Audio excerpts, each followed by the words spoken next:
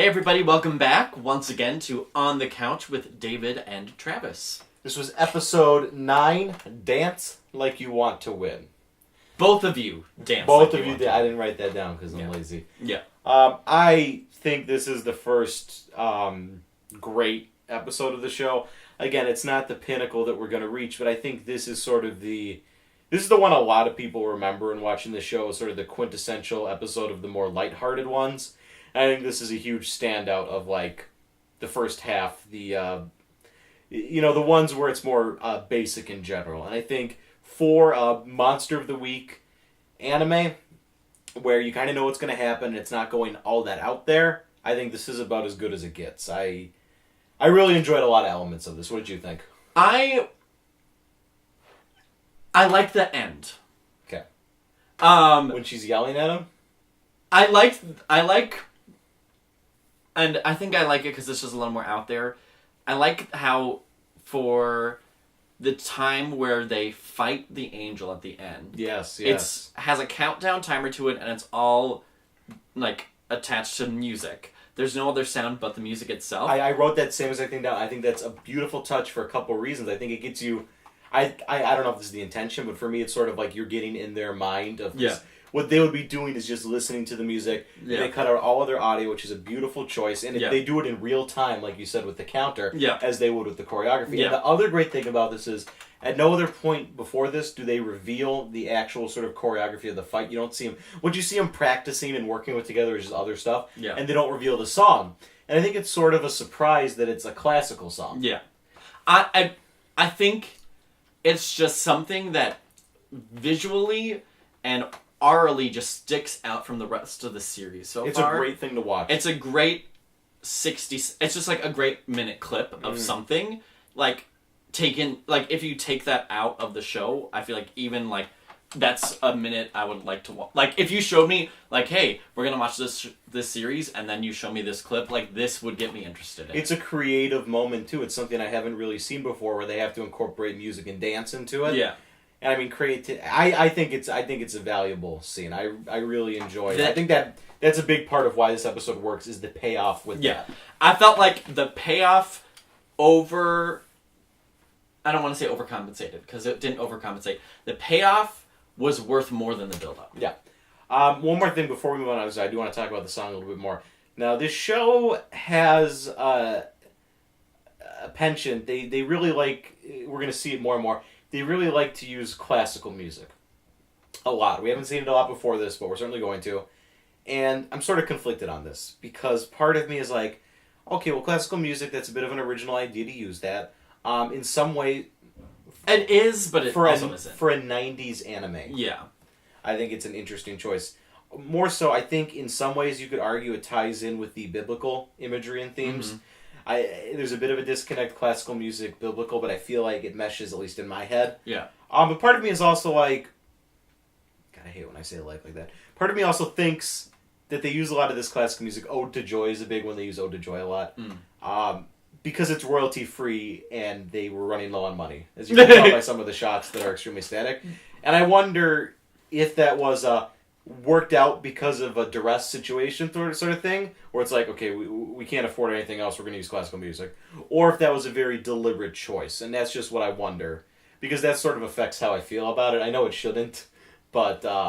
Well, the classical music used, I didn't recognize. Oh, I certainly didn't either. You would know it before I would a million times. Yeah. But I know Ode to Joy, and I know Pachelbel's canon, and like that kind of stuff. Well, the problem is, and this is similar to what we talked about before, where it's like you're just referencing something just to reference it, and you hope that people will understand it. Mm-hmm. But it's just, like, if there's nothing behind that reference, then it's not worth a whole lot.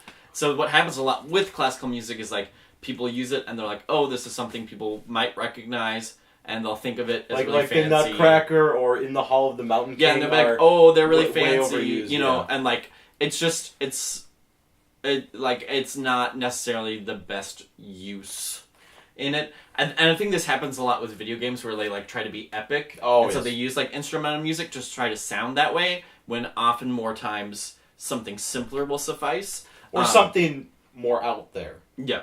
Which we'll talk when we get to this one. So yeah, the verdict's still out. I'm not sure how I feel about it. With this episode, just watching this, It's a wonderful creative. It's surprising. Mm-hmm. It's interesting to watch, and like you said, it works orally and visually in a beautiful way. But we'll have to talk. We're gonna have to come back to classical music because that's we'll come back to it. Something. Well, you talked about How did you feel about the rest of the episode? It's just something I've seen before. Mm-hmm. It's the work together, you two need to get along episode. I won't disagree with that. And it's something that I'm just looking for something more than just the basics. Mm-hmm. And like, it's not to say that it's bad at all, but I am just waiting for it to really go far out there and really push it. And I'm feeling like right now it's being very... It's like an Avatar where like it's good. Mm-hmm. Like even the worst Avatar episodes are better than most of the crap that kids watch. Mm-hmm. And like it's the same with this one where like it does it very well, but it does it well because it's been done before and it's a formula that works. You're kind of looking for why does Travis keep telling everyone this is the best show ever made? And right now it's like, okay, like it's fine. I'm just really looking for something to push it, and it's not being pushed yet. And I just don't... That whole scene with him and... with Shinji and Asuka, like, at night, and then she, like, goes in his bed and he tries... I just don't like... it doesn't make sense to me, I think. I like that scene. I think, again, part of why I like it, I think it's a little bit awkward. Part of it for me, and this is a stupid detail, but I think Asuka's lips are drawn... I know anime mouths are either really small or really big. Mm-hmm. That was an old Homestar Runner thing, when the mouth is closed, it's nothing. When it's... open, it's bigger than the face. But her lips just looked really bizarre in that scene. It's sort of a focal point. It's weird. But the part where she starts crying, I think, is kind of important. Mm-hmm. Especially Shinji mentioning that she was talking about her mother in her sleep. Yeah. Because again, that's something that... It'll come up later. That's something. Yeah. I know you're probably getting sick of me saying that. But that's the perspective difference right there. And I feel like it's... I don't want to say exploitative because that's too aggressive of a word. But I just feel like the whole, like, vulnerability combined with sexuality and just, like, it's kind of all in this awkward teenage mush where it just made me uncomfortable to watch. And I'm not sure exactly why. Like, I think I understand what they're going for, but it's kind of like with that Rey scene where it just feels like... I don't know, it just... And maybe it's a cultural thing that, like, my cultural ideas of what it should, like, teenage sexuality should be affects my viewing of it. That is something you have to keep in mind. These are 14-year-olds who are going to do weird and stupid things. But... Yeah, I don't know. It just felt strange. And it kind of left a bad taste in my mouth, and I'm not sure why. So I'm not, like, making a blanket judgment about it, but I'm just unsure of how I feel about that scene at this point. Yeah. For me, I'm very clear on how I feel about it. And again, this is expanding perspective things. But from what I know about these characters and how I've interpreted it, I see it as there are no characters, primary, secondary, in this show that are in any way romantically compatible. Mm-hmm. So I see this and I know... This is something that's not... This is... Like, I know that romance between these characters is not something that's going to be realistically pushed at any point. Mm-hmm. And I know that it shouldn't for various reasons. But between... Even... Well, I'll come back to that. But but even... So I don't have to feel like, oh, are they awkwardly pushing this romance? Are they doing this? But if... if this kissing scene made you sort of uncomfortable and easy... We're gonna have some things yet to come. Well, I'm very conflicted, and I don't know. It just the way it was set up. She's a character who has a lot of authority, and I think just putting her in a situation where that is completely taken away is something that is interesting on the surface level, but I feel like the way I'm interpreting it is like it's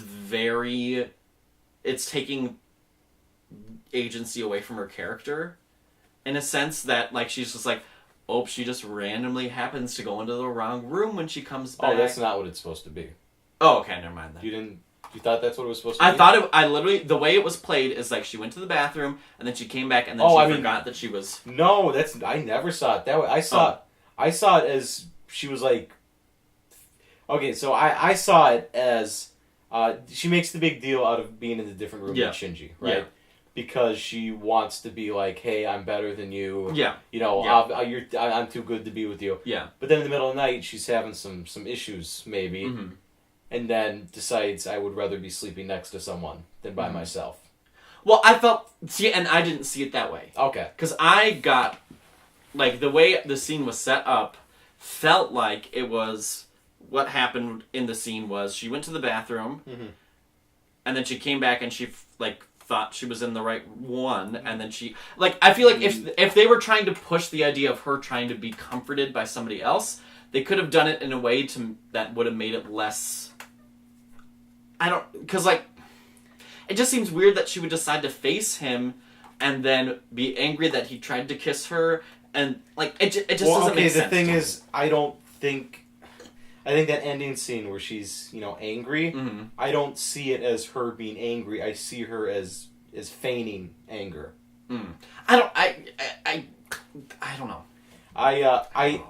I don't want to be like you're wrong, but I really don't think that was the intention of that scene. That it was like an accident. I don't. That's just the. Maybe if I see it again, it'll be different. But that's just the way. That's what I interpreted was happening in that scene. Okay. So maybe that's why I feel so weird. That might be because that completely changes it. I mean, maybe I'd have to see with someone else that I've never sat and watched the show with another person before. But I, at no point, I always saw it as, you know, she's having a moment, okay? Yeah. And she just wants to be with someone. And that's sort of like, I think it sort of ties in with the hedgehog's dilemma thing that always comes up, is that, you know, they want to be close together, but they push each other away. Yeah. They want to, you know, comfort each other, but, we have to act like we're angry about it, you know, because... I would have, if that's what they were going for, I would have structured the scene differently. How would you have structured it? I would have structured it so it was, like, it was physically we see her cross that threshold, right? Because the idea of a threshold is that you move from one state of mind to another. I think what would have been effective is for her, it could even just be like a shot of her feet moving across the doorway. But I feel like there needs to be more of her physically moving over versus him laying there and then she randomly shows up. I think there's a difference in terms of how I interpret her agency, and it seems really stupid and really specific, but I just felt like it was so much through his point of view, and if we're really taking a look at her character, it should be more from her point of view. Yeah, that makes sense. I think we're just going to have to disagree on how we saw this scene, but if I didn't mention, I do feel a little bit like you're kind of fishing for that. What do you mean?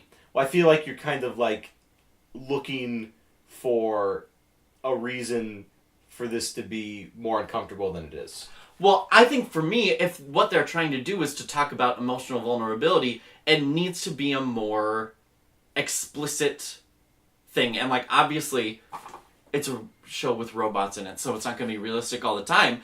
But, like, I don't see how her, like, randomly laying down next to him and then falling asleep and crying about her mom is her trying to emotionally connect with someone in a deeper level. See,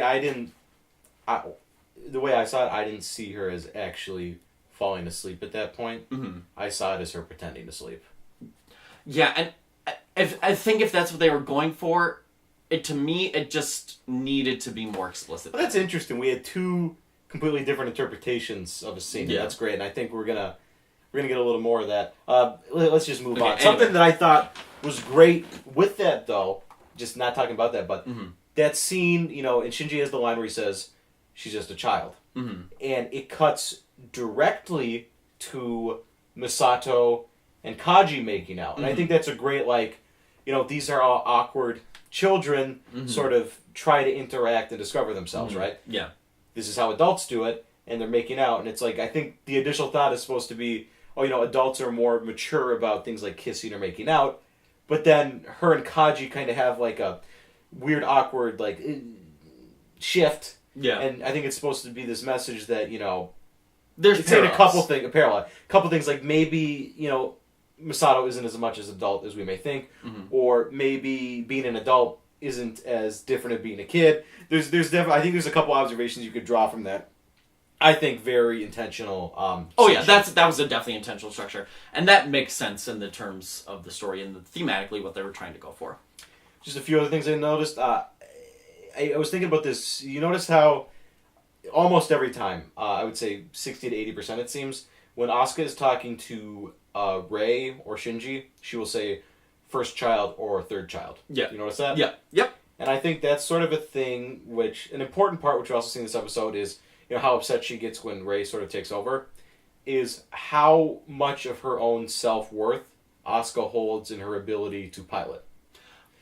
And it's very much like competitionally minded, where it's if you're not achieving at a higher level than other people, then you're not worth other people. And that's a thing that a lot of teenagers and kids and even adults feel. Yeah. Yeah. But I think that's a great sort of subtle way of doing that is, in her mind, I don't even think she's intentionally doing it. I think in her mind it's, you're the third child, you're not Shinji. As her entire life revolves around piloting, so does the other people, because why would other people be different than her? Yeah. So I think that's a great little subtle touch there. Yeah. I don't think classical music. Something I didn't really like. This is a small thing. Mm-hmm. That end scene where Shinji and Asuka are arguing, and she is projected out of the phone. I think that's really just like. I thought it was. I think it's. Well, I mean, I think it's a disconnect for me because we aren't. Again, I'm gonna say this. Like, we weren't watching, like Dragon Maid or Lucky Star or something like that. This sounds weird, but I feel like this is a show very rooted in realism, and by realism I mean the rules set up by the world. Yeah, yeah. And people shouldn't be popping out of phones. Like, we haven't seen that. That's a technology that exists. Yeah. I think it's just for comedic effect, which is fine. Is. But for me, it's like it takes me out of it a little. I think tonally, just like the whole, I think there's just like problems with tone and how it's used in the episode. I think it's where a lot of the complaints you have and I have come from. It's like totally how this episode goes, and it kind of goes all over the place. But I like that. I like that. I like that it's trying a lot of different things instead of, because I can tell right now at this point that the show is starting to reach out of its comfort zone as a Code Geass, as an alchemist, as a Gundam. It's starting to sort of branch out from there. Mm-hmm. So I can't get mad at a show for trying new things, and it's a little stretches, but we're seeing these things start. Just some other things. A lot more Asuka's theme, which I hate still. They used it a lot in this episode. I love, again, the scenes with Masato and Ritsuko. We sort of get this idea that Ritsuko also knows Kaji. Yeah. And they have some romantic interactions. But I think that's more to show he's like a womanizer, but we kind of can already tell from how he acts, so I don't know if that was necessarily... I think what it also demonstrates is that, because if we didn't have other people's perspective of him, we would just think, oh, Masato hates him, maybe he's a bad guy. Yeah. But Ritsuko clearly likes him. Yeah, that's true. So we get the idea that he's someone that's, not only high up, but well-liked. Yeah. And he's a great character, too. He's not, like, the most deep or anything in the world, but he's a great character. We had some good Masato moments, not a lot, which is better because we just focused so much on her. Yeah. Earlier. We've already had a couple episodes about her, so... But I think this is the first, okay, we're really doing something here episode. Again, this is the more lighthearted parts of it, but this is one where you watch this show, you're going to think of a lot of things, and when you think to the earlier episodes, this one is going to stand out to you, I think. Particularly that ending sequence that we talked about. Which is so good. Do you have anything more you want to add? No, I think that's good. I'm excited for episode 10 and to see what happens, and I'm ready. We're done.